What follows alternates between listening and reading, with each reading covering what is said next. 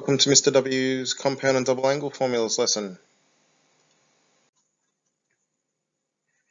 Our compound and double angle formulas allow us to calculate values of sine, cos and tan that we might not previously have been able to calculate without the use of a calculator.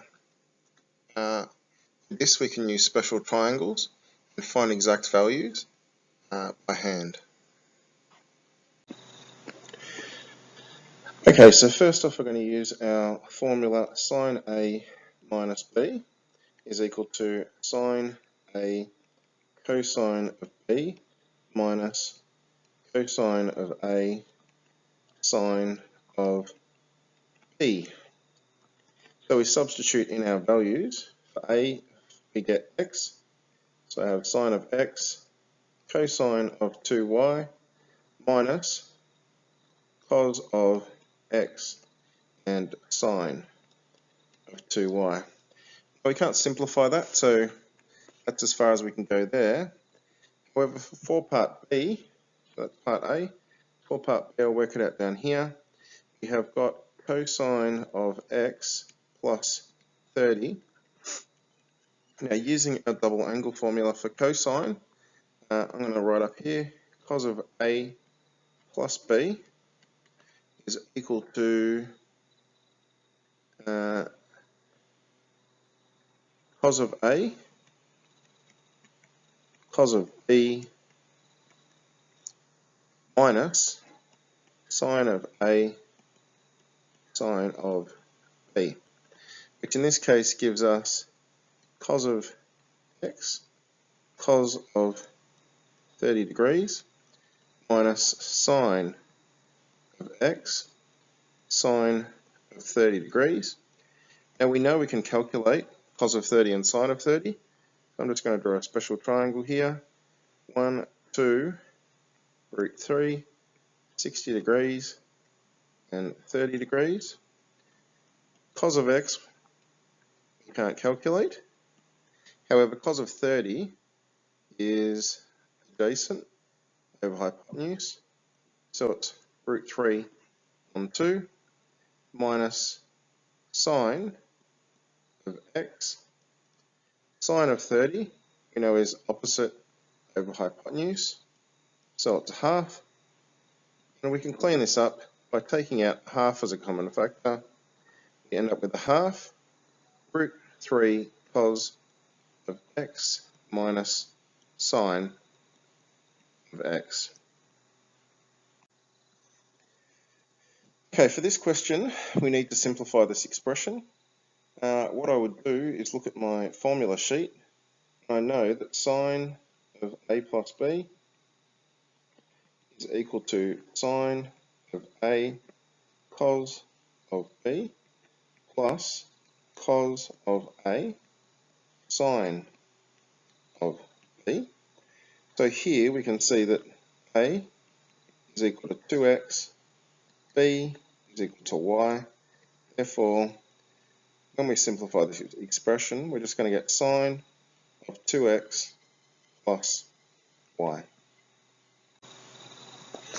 Okay, for this exercise, because it says we need to use double angle formulas, we're going to look at how we can change this to being double angle formulas. So, if we look at this first, tan of 4x, we could also say that that is tan of 2 times 2x.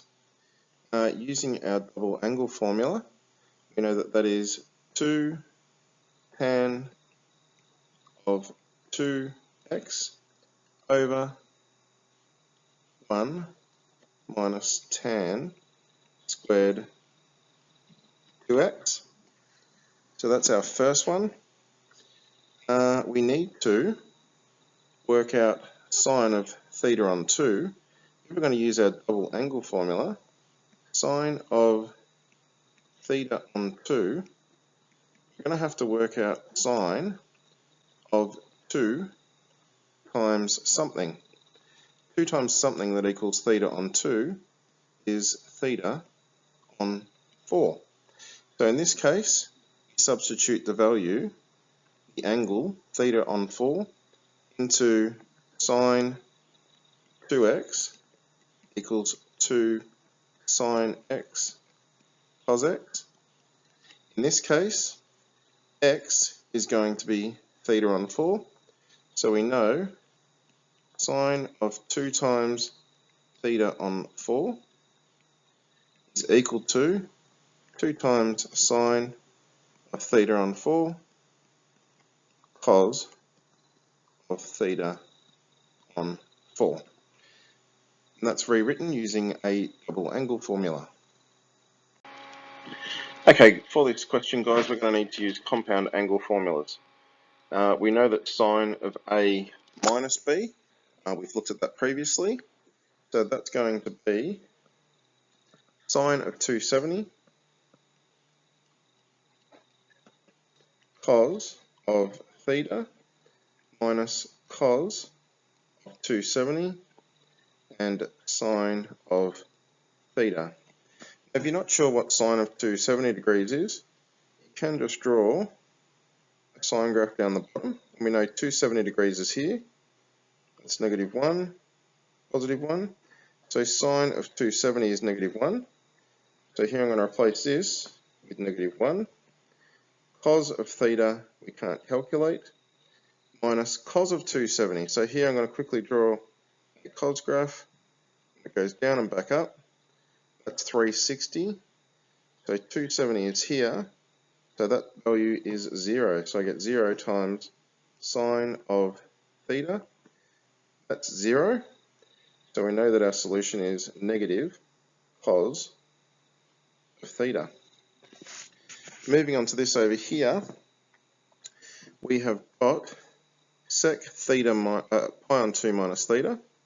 We know that sec theta is equal to 1 on cos theta.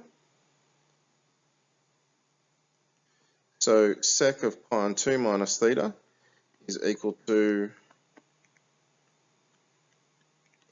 sec pi on 2 minus theta is equal to 1 on cos of pi on 2 minus theta.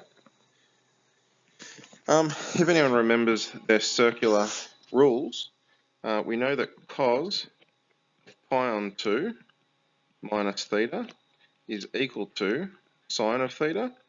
So you could just write that this is 1 on sine of theta. And 1 on sine of theta we know is cosec of theta. Or if we wanted to, we could have said cos of pi on 2 minus theta. We could use our double angle formulas, our compound angle formulas for cos. So cos of pi on 2 minus theta is equal to cos of pi on 2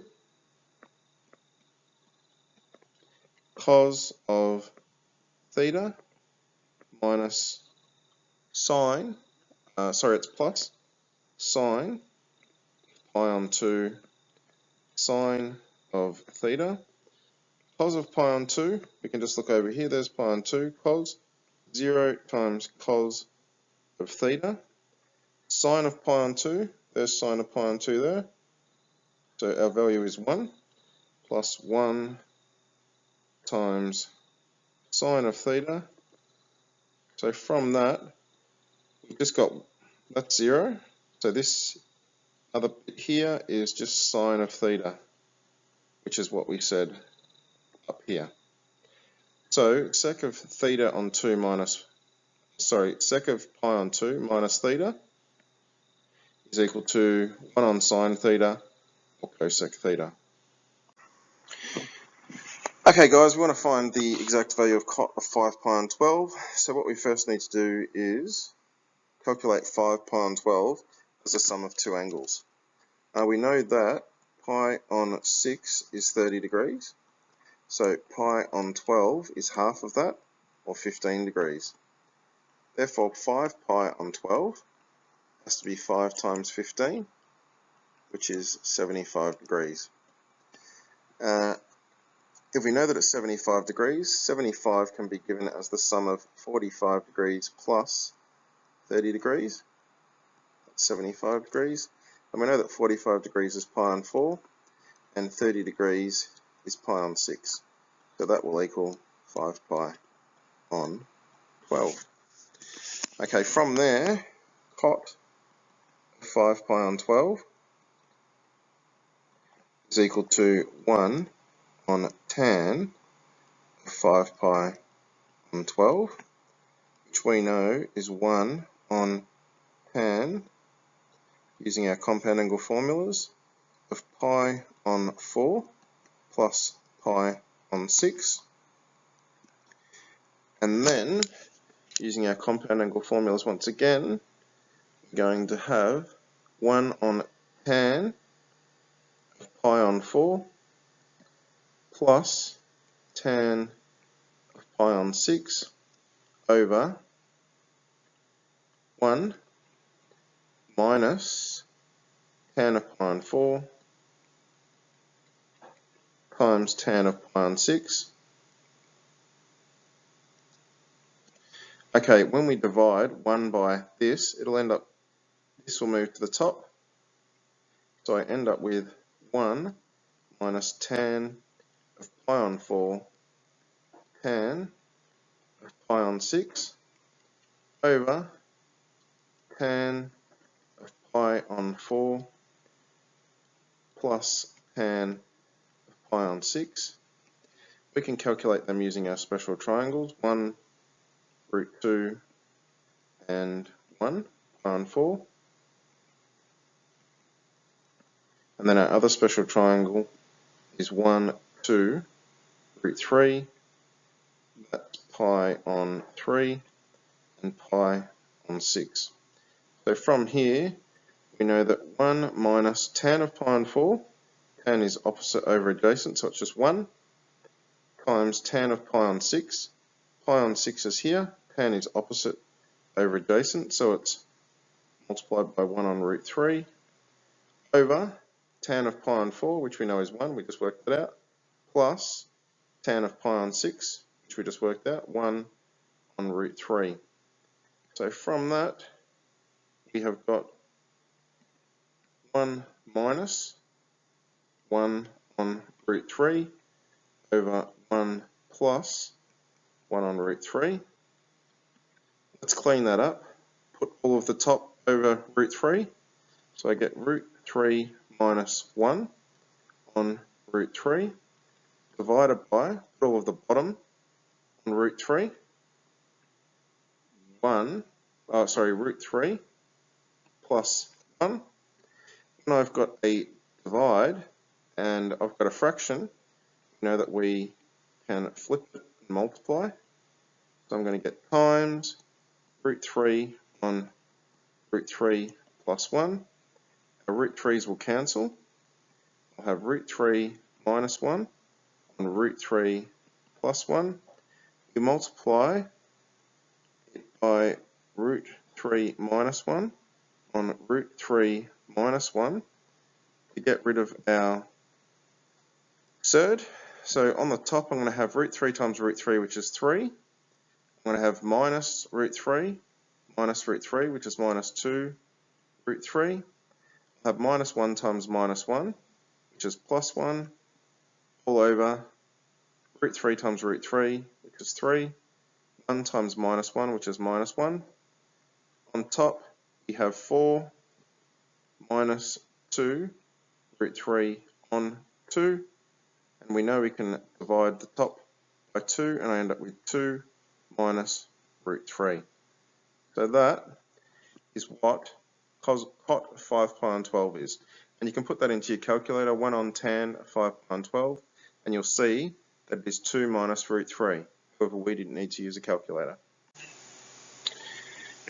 Okay, we want to calculate some double angles here. The first thing we need to do, I would like to create a triangle where we have the information that was given to us. So sine theta, I'm going to put theta in here. Sine is opposite over hypotenuse, so it's going to be root 5 on 3. By Pythagoras' theorem, we can work out what this other side is. 3 squared is 9, minus root 5 squared is 5, so 9 minus 5 gives us 4. If we square root 4, we end up with 2. So we know here, one side is 2, one is 3, and the other one is root 5.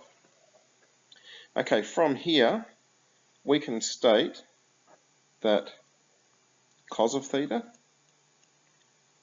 is, cos is adjacent over hypotenuse, so that's 2 on 3, and it is in the first quadrant, so cos is positive, and we know that tan of theta is also opposite over adjacent, so it's root 5 on 2. From that, we can say that sine of 2 theta is equal to 2 sine theta cos theta. However, over there, we worked out what sine of theta was, or we're given what sine of theta was, 2 times root 5 on 3 times cos of theta, which we know is 2 on 3 from our triangle over there. On top, we're going to get 4 root 5 on 9 for sine of 2 theta. Cos of 2 theta, we need to look and do something similar with our formulas. We know that cos of 2 theta is cos squared theta minus sine squared theta, which in this case, cos squared theta, that's the same as cos of theta all squared minus sine of theta all squared. We know that cos of theta was 2 on 3 squared minus sine of theta, which was root 5 on 3 all squared. On top, I end up with 4. On the bottom, I end up with 9. Minus, if I square root 5, I end up with 5. And if I square 3, I end up with 9. When I subtract them, I end up with negative 1 on 9. Okay, lastly, we're going to look at sine of theta on 2. Now, one of our formulas, not directly with sine of theta on 2, but we know that cos of 2 theta is equal to 1 minus 2 sine squared theta. So, if I wanted to, I could also say that cos of theta is equal to 1 minus 2 sine squared of theta on 2. All I've done is replace, I probably should have said a here, and then a here, and then I just let a equal theta on 2. So if I put theta on 2 into there, 2 times theta on 2 gives me theta, and here a is theta on 2. From here, we can bring our 1, we know what cos theta is, so I substitute cos theta in, which is 2 on 3. That equals 1 minus 2 sine squared theta on 2. From here, we transpose the 1 to the other side, so I get negative a third equals negative 2 sine squared theta on 2. Divide our negative 2 to the other side, so I get sine squared theta on 2 is equal to 1 on 6. When we divide that to the other side, I get 3 times negative 2 on the bottom. I have negative 1 over negative 6, which is 1/6. Recall that sine squared theta is, or sine squared theta on 2 is equal to sine of theta on 2 all squared, which gives me 1 on 6. I square it both sides, and I get sine of theta on 2 is equal to plus or minus the square root of 1, which is 1, on root 6. However, we know that it's in the first quadrant from up here, so our angle here, sine of theta on 2, must be equal to 1 on root 6, or root 6 on 6, because sine is positive in the first quadrant.